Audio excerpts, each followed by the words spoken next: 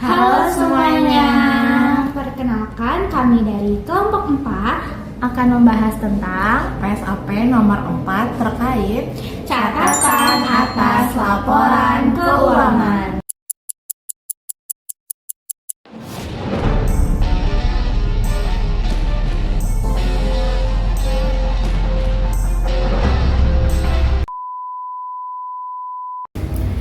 Tujuan atas catatan laporan keuangan yaitu mengatur penyajian dan pengungkapan yang diperlukan pada catatan atas laporan keuangan dan untuk meningkatkan transparansi laporan keuangan dan penyediaan pemahaman yang lebih baik atas informasi keuangan pemerintah.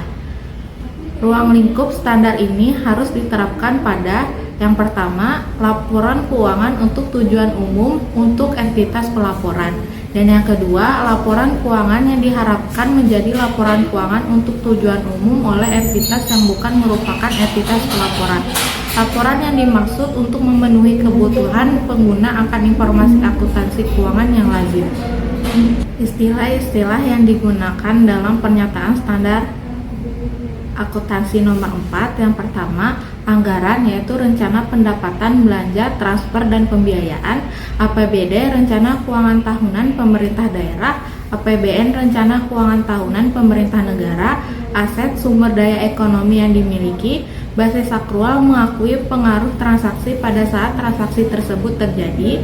Basis kas mengakui transaksi saat kas atau setara kas diterima. Belanja pengeluaran dari kas rekening umum. Beban pengeluaran yang menimbulkan kewajiban. Ekuitas kekayaan bersih pemerintah, entitas pelamporan, unit pemerintahan yang terdiri dari satu atau lebih entitas keuangan, kebijakan akuntansi, prinsip, dasar, konvensi, aturan, dan praktik spesifik yang dipilih oleh suatu entitas untuk menyusun laporan keuangan, kewajiban utang yang timbul dari masa lalu, materialitas suatu kondisi jika terjadi suatu informasi akan mempengaruhi keputusan atau penilaian pengguna yang dibuat atas dasar laporan keuangan, financing pengeluaran yang akan diterima kembali, pendapatan LRA, semua penerimaan kas umum daerah dan negara yang menambah saldo anggaran, pendapatan LO, hak pemerintah pusat atau daerah yang diakui sebagai penambah ekuitas dalam periode pelaporan yang bersangkutan, pos kumpulan akun sejenis yang ditampilkan pada lembar muka laporan keuangan, saldo anggaran lebih, gunggungan saldo anggaran lebih yang berasal dari akumulasi silpa dan sikpa. Istilah-istilah yang digunakan dalam pernyataan standar PSAP nomor 4 yaitu anggaran, rencana pendapatan, belanja, transfer, dan pembiayaan. APBD rencana keuangan tahunan pemerintah daerah. APBN rencana keuangan tahunan pemerintahan negara. Aset sumber daya ekonomi yang dimiliki. Basis akrual mengakui pengaruh transaksi pada saat transaksi tersebut terjadi. Basis kas mengakui transaksi saat kas atau setara kas diterima. Belanja pengeluaran dari kas rekening umum. Beban pengeluaran yang menimbulkan kewajiban. Ekuitas kekayaan bersih pemerintah. Entitas pelaporan unit pemerintah yang terdiri dari satu atau lebih entitas keuangan. Kebijakan akuntansi, prinsip, dasar, konvensi, aturan, dan praktik spesifik yang dipilih oleh suatu entitas untuk menyusun laporan keuangan, kewajiban, utang yang timbul dari masa lalu, materialitas suatu kondisi jika tersajikan suatu informasi akan mempengaruhi keputusan atau penilaian pengguna yang dibuat atas dasar laporan keuangan, financing pengeluaran yang akan diterima kembali, pendapatan LRA, semua penerimaan rekening kas umum daerah atau negara yang menambah saldo anggaran, pendapatan LO, hak pemerintah pusat atau daerah yang diakui sebagai penambah ekuitas dalam periode pelaporan yang bersangkutan, pos kumpulan akun sejenis yang ditampilkan pada lembar muka laporan keuangan, saldo anggaran lebih, gunggungan saldo anggaran lebih yang berasal dari akumulasi silpa dan sikpa. Ketentuan umumnya, setiap entitas pelaporan diharuskan untuk menyajikan catatan atas laporan keuangan sebagai bagian yang tak terpisahkan dari laporan keuangan untuk tujuan umum. Dimaksud agar laporan keuangan dapat dipahami oleh pembaca secara luas, tidak terbatas hanya untuk pembaca tertentu ataupun manajemen entitas pelaporan. Ada struktur dan isi catatan atas laporan keuangan yang meliputi penjelasan atau daftar terinci atau analisis atas nilai suatu pos yang disajikan dalam laporan realisasi anggaran, laporan perubahan saldo anggaran lebih neraca, laporan operasional, laporan arus kas, dan laporan perubahan ekuitas. Kemudian ada A. Informasi umum tentang entitas pelaporan dan entitas akuntansi untuk membantu pemahaman para pembaca dan laporan keuangan. Perlu ada penjelasan awal mengenai baik entitas pelaporan maupun entitas akuntansi yang meliputi domisili dan hukum-hukum suatu entitas serta jurisdiksi tempat entitas tersebut berada. Kemudian B. Informasi tentang kebijakan fiskal atau keuangan dan ekonomi makro. Entitas pelaporan harus menyajikan informasi mengenai perbedaan yang penting mengenai realisasi dan posisi keuangan atau fiskal, periode berjalan bila dibandingkan dengan periode sebelumnya, dibandingkan dengan anggaran, dan dengan rencana lainnya sehubungan dengan realisasi anggaran. Kebijakan fiskal yang perlu diungkapkan dalam catatan atas laporan keuangan adalah kebijakan-kebijakan pemerintah dalam meningkatkan pendapatan, efisiensi belanja, dan penentuan sumber atau penggunaan pembiayaan ekonomi makro yang perlu diungkapkan dalam catatan atas laporan keuangan. Adalah asumsi-asumsi indikator ekonomi makro yang digunakan dalam penyusunan APBN atau APBDN. Berikut tingkat dan pencapaiannya. C. Penyajian ikhtisar pencapaian target keuangan selama tahun pelaporan berikut. Kendala dan hambatan yang dihadapi dalam pencapaian target.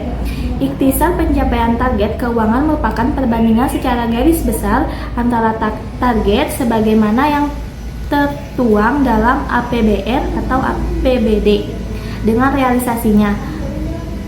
Oleh gambaran umum tentang kinerja keuangan pemerintah dalam merealisasikan potensi pendapatan, LLA, dan alokasi belanja yang telah ditetapkan dalam APBN atau APBD.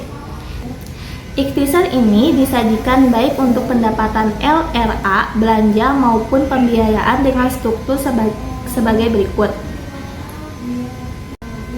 Nilai target total, nilai realisasi total, persentase perbandingan antara target dan realisasi.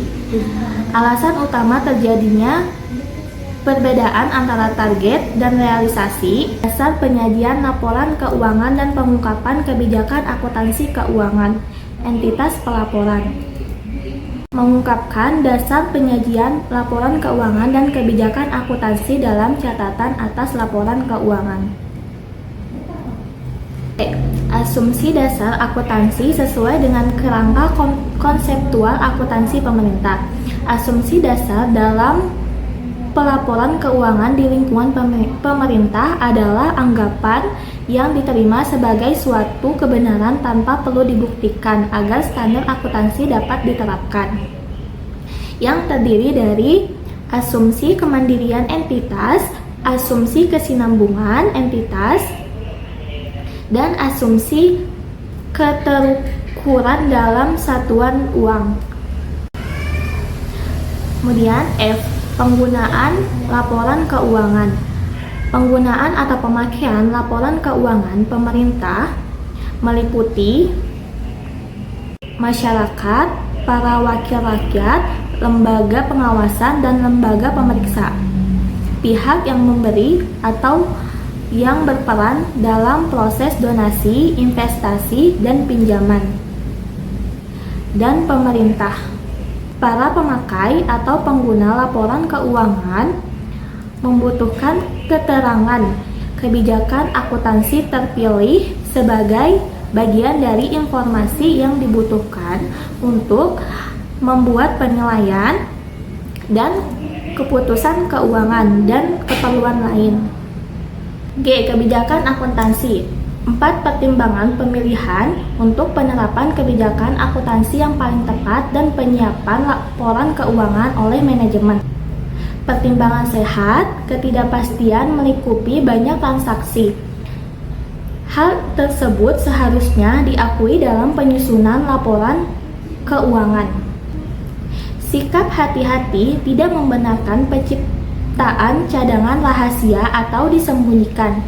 Substansi menguli, bentuk transaksi, dan kejadian lain harus dipertanggungjawabkan dan disajikan sesuai dengan hakikat transaksi dan realita kejadian, tidak semata-mata mengacu bentuk hukum transaksi atau kejadian.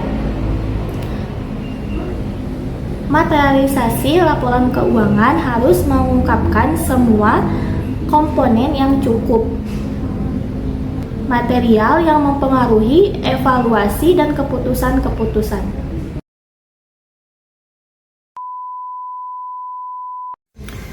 Baik, di sini saya akan menjelaskan lanjutan mengenai kebijakan akuntansi pada catatan atas laporan keuangan. Nah, di antaranya yang pertama ada entitas pelaporan, kemudian yang kedua ada basis akuntansi yang mendasari penyusunan laporan keuangan, yang ketiga dasar pengukuran yang digunakan dalam penyusunan laporan keuangan. Nah, yang selanjutnya, sampai sejauh mana kebijakan-kebijakan akuntansi yang berkaitan dengan pernyataan standar akuntansi pemerintahan ini diterapkan oleh suatu entitas pelaporan pada masa transisi. Sebaliknya, penerapan lebih dini disarankan berdasarkan kesiapan entitas. Setiap kebijakan akuntansi tertentu yang diperlukan untuk memahami laporan keuangan. Nah, dalam menentukan perlu tidaknya suatu kebijakan akuntansi diungkapkan, manajemen harus mempertimbangkan manfaat pengungkapan tersebut dalam membantu pengguna untuk memahami setiap transaksi yang tercermin dalam laporan keuangan. Kebijakan-kebijakan akuntansi yang perlu dipertimbangkan untuk disajikan, diantaranya yang pertama ada pengakuan pendapatan LRA atau laporan realisasi anggaran, kemudian pengakuan pendapatan LO atau laporan operasional, yang ketiga ada pengakuan belanja, kemudian pengakuan beban, prinsip-prinsip penyusunan laporan konsolidasian investasi, pengakuan dan penghentian atau penghapusan aset berwujud dan tidak berwujud, kontrak-kontrak konstruksi, kebijakan kapitalisasi pengeluaran, kemitraan dengan pihak ketiga, biaya penelitian dan pengembangan persediaan baik yang dijual maupun untuk dipakai sendiri, pembentukan dana cadangan, pembentukan dana kesejahteraan pegawai, penjabaran mata uang asing dan lindung nilai. Nah, di sini ada penyajian, rincian, dan penjelasan masing-masing pos yang disajikan pada lembar muka laporan keuangan. Nah, untuk penjelasannya, ada laporan realisasi anggaran atau LRA menjelaskan anggaran, realisasi, dan persentase pencapaian, perbedaan antara anggaran versus realisasi, serta dibandingkan dengan periode yang lalu. Rincian pendapatan, belanja, dan pembiayaan. Saldo anggaran lebih atau SAL menjelaskan SAL awal, penggunaan SAL, silpa atau sikpa, koreksi, dan SAL akhir, perbandingan dan penjelasan perbedaan dengan periode yang lalu. Selanjutnya ada laporan operasional atau LO menjelaskan perbandingan dan penjelasan perbedaan dengan periode yang lalu, rincian pendapatan dan beban berdasarkan sumber ekonomi, organisasi, dan fungsi. Nah, selanjutnya ada neraca, menjelaskan perbandingan dan penjelasan perbedaan dengan periode yang lalu. Rincian setiap akunnya ada aset lancar, investasi, aset tetap, kewajiban, dan ekuitas. Laporan arus kas menjelaskan arus kas dari aktivitas operasi, investasi, pembiayaan, dan non-anggaran, perbandingan dan perbedaan dengan periode yang lalu. Kemudian ada laporan perubahan ekuitas, menjelaskan ekuitas awal, surplus atau defisit LO, perubahan kebijakan atau kesalahan, dan ekuitas akhir, perbandingan dan perbedaan dengan periode yang lalu. Selanjutnya ada pengungkapan informasi yang diharuskan oleh pernyataan standar akuntansi pemerintah yang belum disajikan dalam lembar muka laporan keuangan. Catatan atas laporan keuangan meliputi penjelasan atau daftar terinci atau analisis atas nilai suatu pos yang disajikan dalam laporan realisasi anggaran, laporan perubahan saldo anggaran lebih, neraca, laporan operasional, laporan arus kas, dan laporan perubahan ekuitas. Di sini ada pengungkapan lainnya. Catatan atas laporan keuangan harus mengungkapkan kejadian-kejadian penting selama tahun pelaporan, diantaranya seperti yang pertama ada penggantian manajemen pemerintahan selama tahun berjalan. Yang kedua, kesalahan manajemen terdahulu yang telah dikoreksi oleh manajemen yang baru. Yang ketiga, komitmen atau kontingensi yang tidak dapat disajikan pada neraca. Kemudian penggabungan atau pemekaran entitas tahun berjalan. Kemudian kejadian yang mempunyai dampak sosial, misalnya adanya pemogokan yang harus ditanggulangi pemerintah. Nah, di sini ada penjelasan mengenai susunan. Catatan atas laporan keuangan biasanya disajikan dengan susunan sebagai berikut. Yang pertama, ada informasi umum tentang entitas pelaporan dan entitas akuntansi, kebijakan fiskal atau keuangan dan ekonomi makro, ikhtisar pencapaian target keuangan berikut hambatan dan kendalanya. Kemudian ada kebijakan akuntansi yang penting, penjelasan pos-pos laporan keuangan, informasi tambahan lainnya yang diperlukan. Nah, di sini ada menjelaskan tentang tanggal efektif. Pengungkapan untuk masing-masing pos pada laporan keuangan mengikuti pernyataan standar akuntansi yang berlaku yang mengatur tentang pengungkapan untuk pos-pos yang terkait untuk memudahkan pembaca dalam memahami laporan keuangan. Pengungkapan pada catatan atas laporan keuangan dapat disajikan secara narasi, bagan, grafik, daftar, dan skedul. Baik, di sini ada contoh catatan atas laporan keuangan dari Dinas Perhubungan di Kabupaten Pesisir Selatan pada tahun 2019. Yang pertama, berisi pengantar. Yang selanjutnya ada pernyataan tanggung jawab. Ini dibuat agar laporan yang disampaikan layak dan sesuai dengan standar akuntansi pemerintah. Selanjutnya ada daftar isi. Terus ada ringkasan laporan keuangan. Pada tahun 2019, Dinas Perhubungan melaporkan realisasi anggaran pendapatan asli daerah (PARA) jumlah yang dianggarkan sebesar 4.316.193.321 rupiah dan jumlah realisasinya sebesar 1.373.557.500 rupiah. Presentasi penerimaan PAD sebesar 29,51%. Lalu ada belanjanya. Belanja operasional jumlah yang dianggarkan sebesar 14.144.705.785 rupiah. Jumlah realisasinya 13.717.609.440 rupiah. Persentase sebesar 96,98%. Dan jumlah belanja modal yang dianggarkan sebesar 3.402.281.500 rupiah dan jumlah realisasinya sebesar 3.492.490.350 rupiah.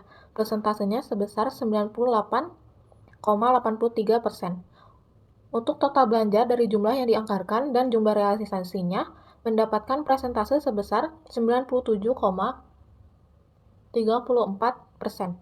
Dari laporan realisasi anggaran Dinas Perhubungan tahun 2019 menunjukkan defisit dikarenakan total realisasi daripada anggaran yang diterima. Dan yang kedua ada neraca. Pada tanggal 31 Desember 2019, nilai aset yang dicatat sebesar 18.587.585.722 rupiah, yang terdiri dari aset lancar sebesar 259.660.060 rupiah dan aset tetap sebesar 18.293.795.662 rupiah yang berupa tanah, peralatan dan mesin, gedung dan bangunan, jalan, irigasi dan jaringan. Sedangkan aset tetap lainnya sebesar 34.650 rupiah.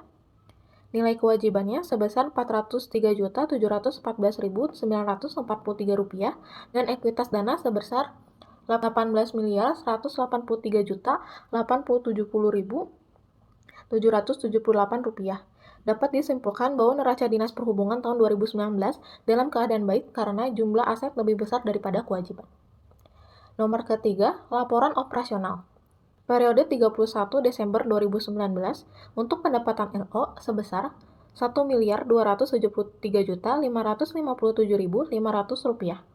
Dan untuk beban kegiatan operasional sebesar 13.717.690.442 rupiah sehingga terjadi defisit dari kegiatan operasional senilai 12.444.132.942 rupiah. Yang terakhir, ada catatan atas laporan keuangan yang akan dijelaskan di bab selanjutnya. Bab pertama berisi pendahuluan, maksud dan tujuan penyusunan laporan keuangan, lalu landasan hukum yang sesuai dengan UU yang telah ditetapkan, lalu sistematika penulisan pencatatan atas laporan keuangan.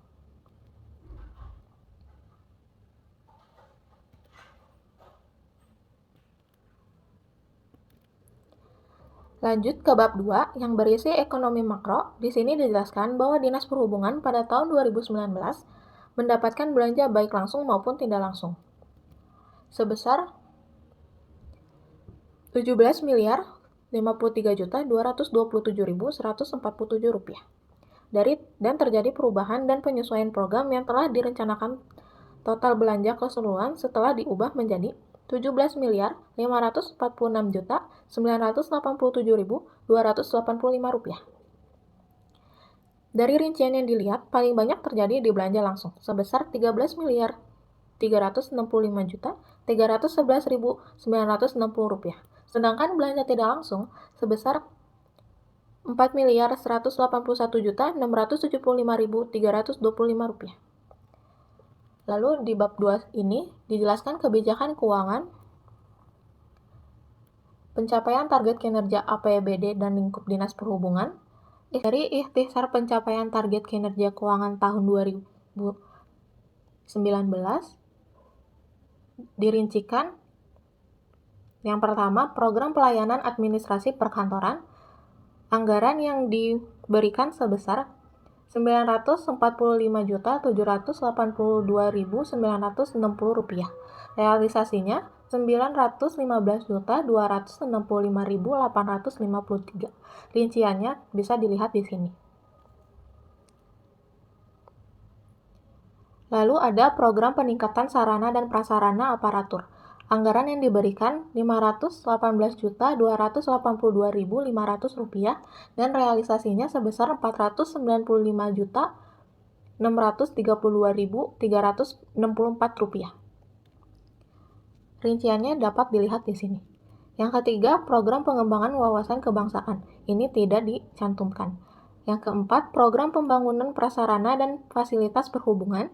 Anggaran yang diberikan 983.669.700 rupiah dan yang direalisasikan sebesar 922.729.330 rupiah. Yang kelima, program rehabilitasi dan pemeliharaan prasarana dan fasilitas LLAJ. Anggaran yang diberikan 50.716.000 rupiah. Lalu yang direalisasikan sebesar Rp49.264.000. Yang keenam, program peningkatan pelayanan angkutan. Anggaran yang diberikan Rp957.095.300, yang direalisasikan sebesar Rp922.284.413. Yang ketujuh, program pembangunan sarana dan prasarana perhubungan. Anggaran yang diberikan Rp715.258.000 dan yang direalisasikan sebesar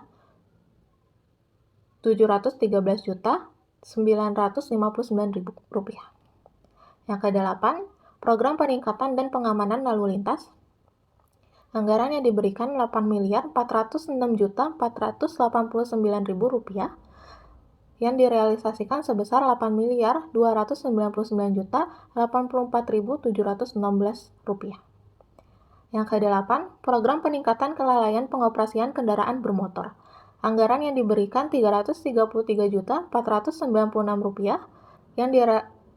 yang direalisasikan sebesar Rp333.194.641. Yang kesembilan, program pengembangan data dan informasi. Ini tidak disebutkan. Dan yang terakhir, program peningkatan dan pengembangan pengelolaan keuangan daerah. Anggaran yang diberikan Rp454.522.500 dan yang direalisasikan sebesar Rp453.658.750. Lalu yang terakhir, di dalam bab 2 ini ada hambatan dan kendala dalam pencapaian target kinerja yang telah ditetapkan. Lanjut ke bab ketiga, yaitu kebijakan akuntansi. Yang terdapat entitas akuntansi dan entitas pelaporan keuangan.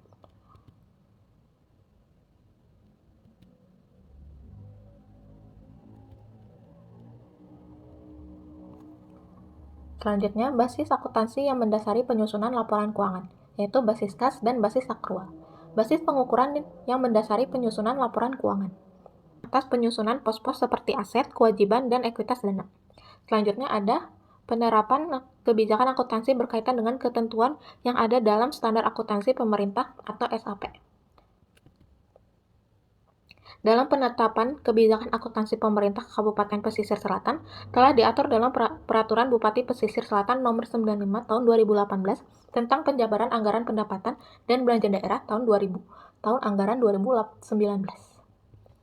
Selanjutnya, bab keempat, rincian dan penjelasan masing-masing pos laporan keuangan. Yang pertama, ada pendapatan. Tahun 2019, target PAD Dinas Perhubungan sebesar Rp4.316.193.321, sedangkan realisasinya sebesar Rp100.273.557.500, mencapai 29,51% dari target. Rendahnya presentasi dikarenakan PAD yang diterima terlalu tinggi dan tidak sesuai dengan potensi penerimaan PAD di lapangan. Rincian PAD dapat dilihat di sini. Yang kedua, ada belanja.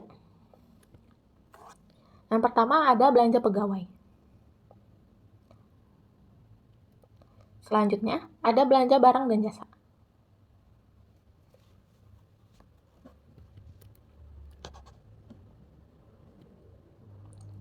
Anggaran yang ditetapkan sebesar Rp9.855.030.460 dan realisasinya sebesar Rp9.634.582.717 dan presentasinya 97,76%. Lalu ada belanja modal. Anggaran yang ditetapkan sebesar Rp3.402.218.500 dan realisasinya sebesar Rp3.362.490.350. Presentasinya 98,83%. Yang ketiga, ada aset. Yang pertama, aset lancar. Aset lancar pada tahun 2018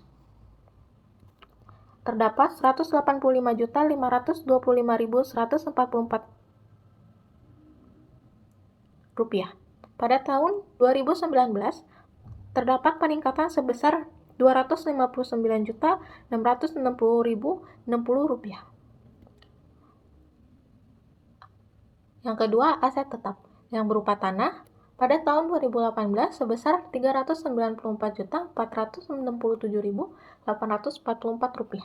Pada tahun 2019 masih sama. Kedua, peralatan dan mesin. Saldo akhir mesin tahun 2018 sebesar Rp10.548.020.903 dan pada tahun 2019 bertambah menjadi Rp11.786.681.813. Gedung dan bangunan. Pada tahun 2018 terdapat Rp2.646.327.903 dan pada tahun 2019 bertambah menjadi Rp2.750.820.496. Terakhir, jalan, irigasi, dan jaringan.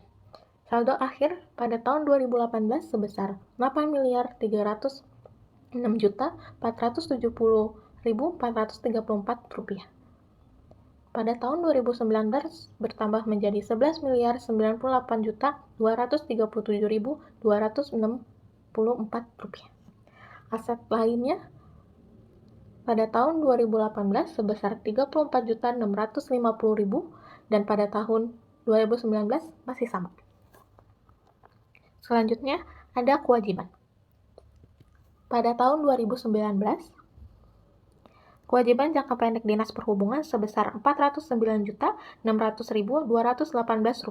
sedangkan kewajiban jangka panjang tidak ada. Selanjutnya ada ekuitas. Total ekuitas dana tahun 2019 sebesar Rp29.758.788.821. Rinciannya dapat dilihat di sini. Dan yang terakhir, penutup, yang berisi kesimpulan dari keseluruhan data-data yang sudah dijelaskan di atas dan saran yang dapat dilakukan ke depannya. Terima kasih. Terima kasih sudah menonton Video ini Jangan lupa like, comment, and subscribe. dan share video ini ke teman-teman kalian. Bye-bye.